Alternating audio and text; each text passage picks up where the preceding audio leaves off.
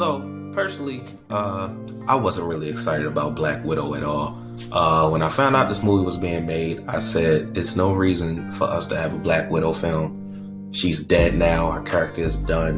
There's nothing more you can really tell with her character. Even in any movie you have, there won't really be a lot of stakes because we know her fate already. If anything, I felt the movie was too late. I didn't really care for a Black Widow movie in general because I wasn't that interested in the character. But in this instance, I felt like the time had passed, the window had passed for a Black Widow film. And I was half right, and part of me was incorrect. I'll explain later, but let's get into the review, man. Half and half review. Black Widow, MCU, the start of Phase 4. We're in motion. The first movie from Phase 4 of Marvel, the first Marvel movie we've had in 2 years.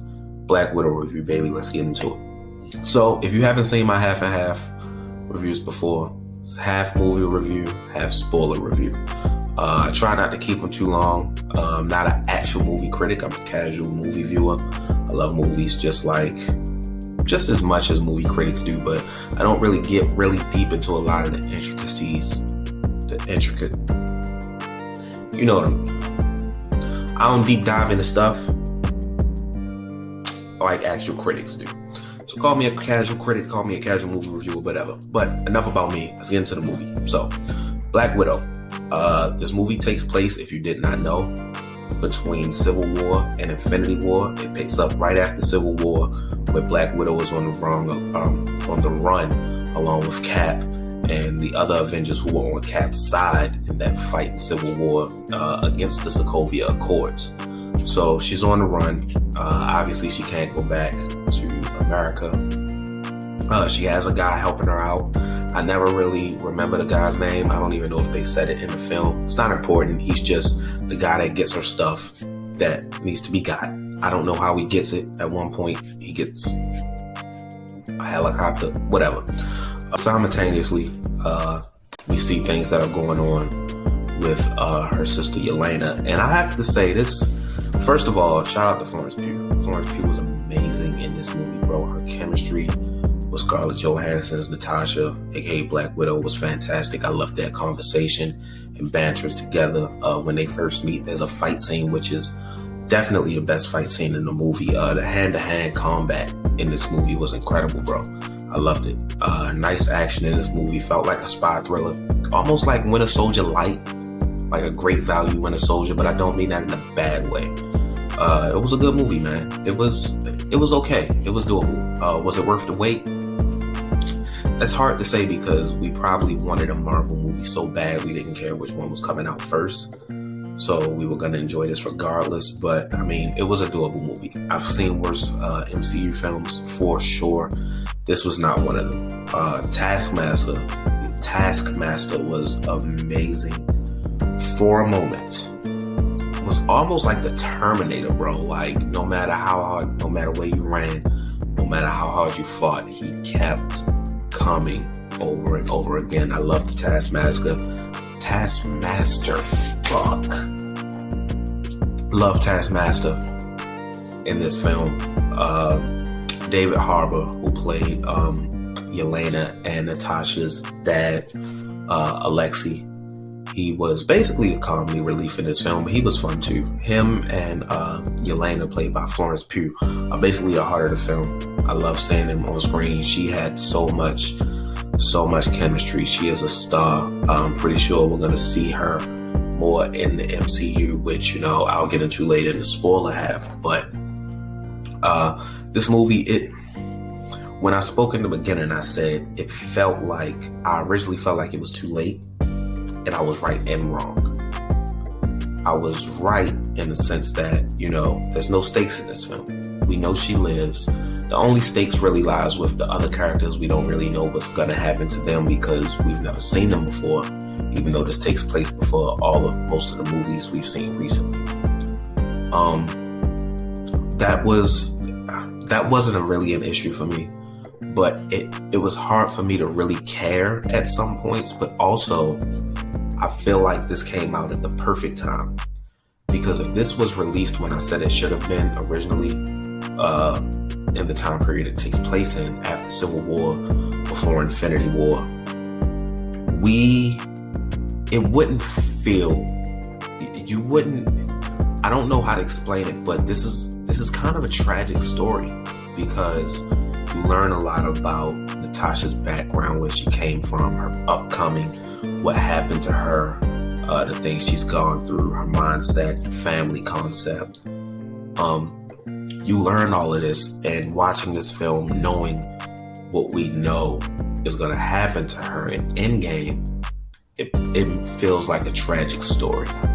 Even the whole, I just want to get the Avengers back together thing, it feels like a tragic story because we know the outcome. Now, if this just came out when I said it should have, between Infinity War and Civil War, it wouldn't have felt that way, and it would have just felt like probably another movie.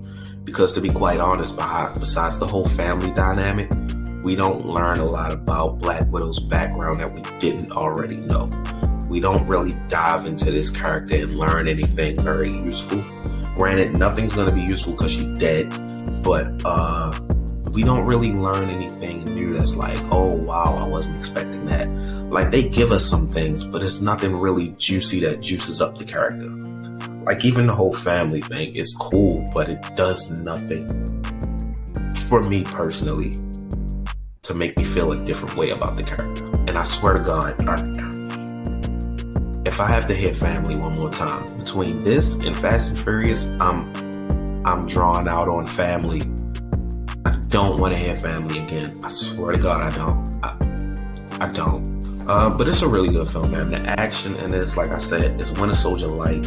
It's a spy thriller. The action in this is definitely pleasing. The acting is cool. The comedy is good. Like I said, the star of this film is Black Widow's movie, but the star is Florence Pugh playing Yelena. I loved her character. Hope to see more of her, which we will. I'm trying to figure out if there's some points that I missed. Like I said, I love Taskmaster until they was a reveal with the character that a lot of people said they saw coming, but I didn't. I didn't like the reveal at all, which I'll get to in the spoilers. I'm pretty sure a lot of people didn't. Pretty sure a lot of people did. Some people probably just didn't care, but me, it felt like they wasted this character. And when I first saw the trailer for this, I said, wow, Taskmaster looks cool. If I don't go see this movie for anything, I'm going to see it for this character. And I feel like the decision they made at the end of the movie with this character ruined it for me. It felt like a waste of a potentially awesome villain. And I don't know what they're going to do with the character in the future. But speaking of which, man, you know what? I think it's not much to say about this film that's not spoiler related. So if I had to grade it, I would say mid-tier. From now on, for grading systems, there's God tier. This movie's good. Mid-tier. It's alright. And this movie's ass. That's how I'm grading my movies from now on. Just to make it a little different. And for Black Widow, it's gonna land in the mid-tier. Not bad. I think you should see it. It's definitely worth seeing in theaters, not paying $20+ on Disney Plus or something like that. So the spoiler section, man, okay. Not much can be spoiled about this film, so I'll get into probably the 2 or 3 big things. Taskmaster, man. Okay. In the film, the main villain is a guy named Dragoff, I believe they said. Dragoff, who is basically, he created the Black Widows, the Red Room where the Black Widows are created, and Yelena and Natasha are trying to take the Red Room down along with killing him. Black Widow believed he was dead in Budapest. If you remember the mission her and Hawkeye talked about, it was that blew up a building, and unfortunately Black Widow had to blow up the building with Dragoff's daughter inside, thinking that she killed an innocent girl in order to kill Dragoff. Means to an end, right? Wrong. The little girl survived. And the little girl is indeed Taskmaster. Basically, the plot of the film is there's this gas where, if any of the Black Widows inhale it, due to the fact they're under mind control from Dragoff, that free will is taken away completely. They snap out of it, and the mind control thing is broken. It's done.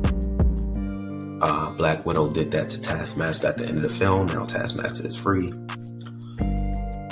Probably a good guy, and I'm just disappointed, bro. Like I said, waste of a potential awesome villain.